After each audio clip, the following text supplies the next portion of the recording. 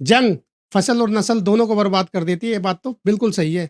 तो hello friends, फ़िल्मी नशा में आपका स्वागत है और आज हम रिव्यू करेंगे फ़िल्म 21 का। फ़िल्म 21 अरुण खेत्रपाल की कहानी पर आधारित है, यानी कि अरुण खेत्रपाल जो लेफ्टिनेंट होते हैं और 1971 इंडिया पाकिस्तान के युद्ध में वीरगति को प्राप्त हो जाते हैं, यानी शहीद हो जाते हैं।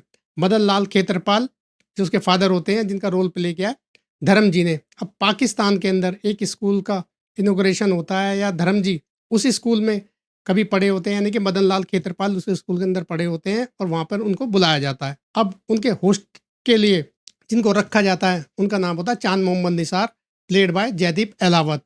अब जयदीप अहलावत और धर्म जी पाकिस्तान में 3 दिन के लिए जाते हैं और जयदीप अहलावत उनको अपने मेहमान नवाजी के लिए, यानी कि उनका ध्यान रखने के लिए उनको अपने साथ रखते हैं। अब 3 दिन के पीरियड में जब धर्म जी पाकिस्तान के अंदर रहते हैं और जयदीप अहलावत धर्म जी एक साथ रहते हैं। अब जयदीप अहलावत जो चांद मोहम्मद निसार होते हैं वो भी अपने टाइम में लेफ्टिनेंट थे, यानी कि उस 1971 में जो युद्ध हुआ था तो वो भी उस युद्ध का के अंदर लेफ्टिनेंट थे, यानी कि वो भी उस युद्ध का हिस्सा थे।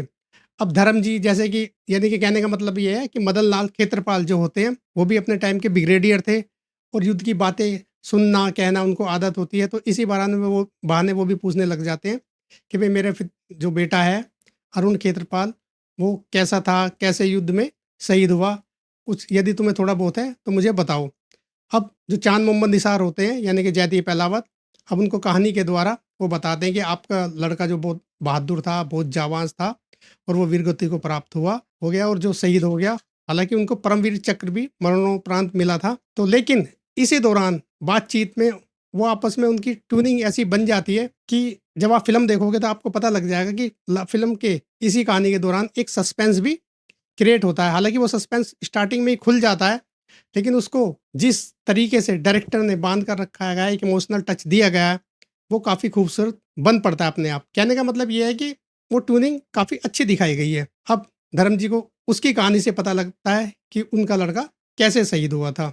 अब कौन उनको मारता है, ये भी कहने का मतलब ये है कि इस फिल्म की स्टोरी वो थ्रिल और सस्पेंस की तो है नहीं जो मैं आपसे कुछ छुपा सकूं। तो बस यही संक्षेप में फिल्म की कहानी है।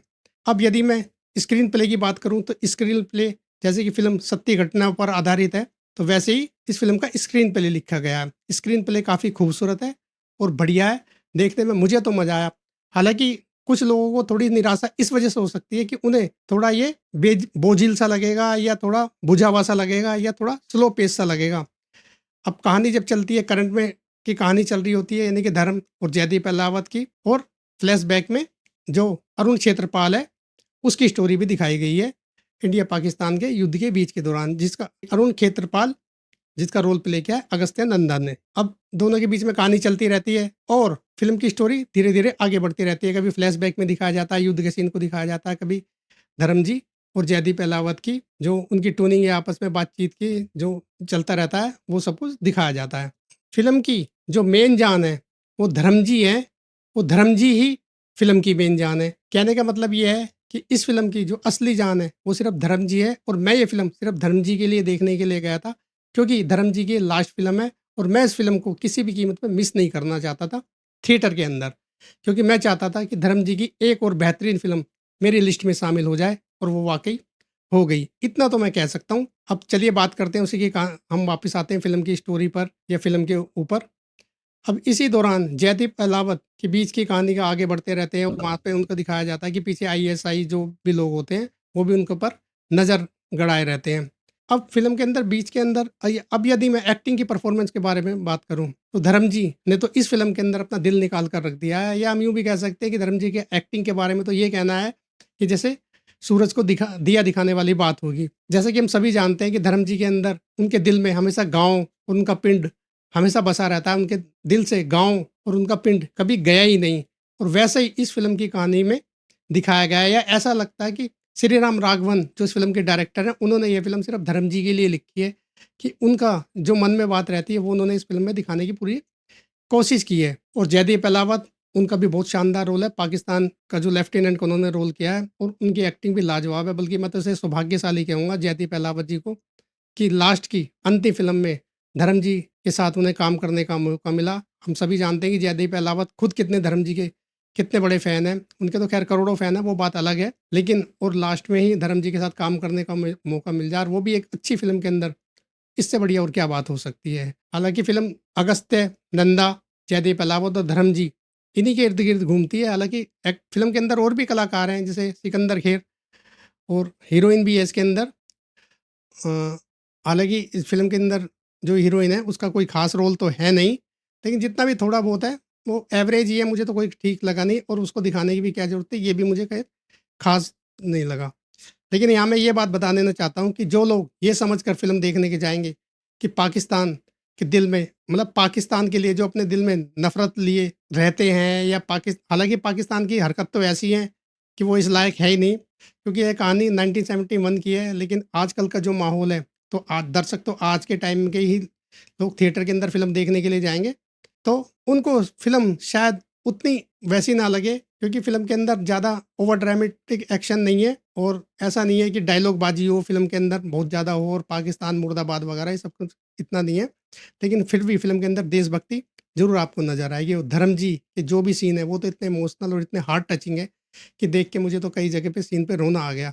ये वाक़ई फ़िल्म, मतलब ऊपर से धर्म जी अब हमारे बीच नहीं है, तो उनको देखकर भी उनकी याद आ रही थी। तो बस मैं आपको बता नहीं सकता कि मैं काफ़ी इमोशनल हो गया था फ़िल्म देखते वक़्त। मुझे तो फ़िल्म अच्छी लगी, लोगों को कैसी लगती है मुझे नहीं, मैं नहीं जान सकता। लेकिन आज के दर्शक यदि ये समझ कर जाएँगे कि हिंदुस्तान, पाकिस्तान के अंदर जैसी अब तक फ़िल्में बनती आई हैं, वैसा इस 20 फ़िल्म के अंदर दिखाया जाएगा, तो ऐसा फ़िल्म के अंदर बिल्कुल नहीं है।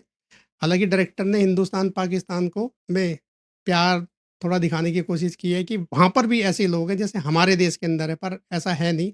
वो दर्शक इस बात को कितना समझ पाएँगे, इतना मैं कह नहीं सकता। हालाँकि थिएटर में उतने दर्शक तो थे नहीं जितने मैं सोच के गया था। लेकिन जो धर्म जी के चाहने वाले हैं, कम से कम उनको तो ये फ़िल्म देखने ही जानी चाहिए थी। कम से कम काफ़ी, मतलब कहने का मतलब ये है कि फ़िल्म धर्म जी के लिए तो कम से कम थोड़ी भीड़ होनी चाहिए थी।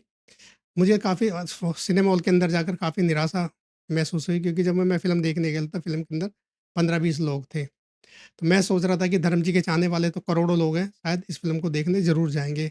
हालाँकि जो भी लोग फ़िल्म देखने गए हैं वो धर्म जी के ही चाहने वाले हैं, वो ही फ़िल्म को देखने जा रहे हैं। लेकिन मैं इतना कहना चाहता हूँ कि यदि आप भी धर्म जी की एक बेहतरीन फ़िल्म या अच्छी फ़िल्म अपनी लिस्ट में शामिल करना चाहते हैं, तो बिल्कुल हाँ, यह फ़िल्म आप ज़रूर देखने जा सकते हैं और बच्चों को लेकर भी ज़रूर जाइए, ये फ़िल्म उनको भी ज़रूर दिखाइए। और वैसे भी हमारे देश के जो शहीद हुए लोग हैं, उनके बारे में हमें जानने का तो पूरा-पूरा हक है। आप इसे फ़िल्म की नज़र से ना देखकर एक अरुण खेत्रपाल, जो जिन्होंने हमारे देश के लिए जान गँवा दी, या ऐसे वीर जित जो भी हमारे देश के लिए जान गँवा देते हैं, उनके लिए तो कम से कम ये ट्रिब्यूट फ़िल्म होनी ही चाहिए। और धर्म जी के लिए भी एक ट्रिब्यूट फ़िल्म है और डायरेक्टर ने शायद ऐसा लग रहा है कि उनको एक बेहतरीन ट्रिब्यूट दिया है। फ़िल्म देख के मुझे तो अच्छा लगा और बाकी बस ज़्यादा कुछ नहीं, मैं इतना ही कहना चाहूँगा कि ओवरऑल मुझे तो फ़िल्म अच्छी लगी है और मेरे को तो काफ़ी इमोशनल कर गई फ़िल्म। तो बस ये था मेरा रिव्यू। यदि वीडियो अच्छी लगी हो तो लाइक करना और यदि आपने फ़िल्म देख ली है तो मुझे कमेंट करके ज़रूर बताना कि आपको फ़िल्म कैसी लगी। तब तक मिलते हैं नेक्स्ट वीडियो में, तब तक के लिए टाटा, बाय बाय।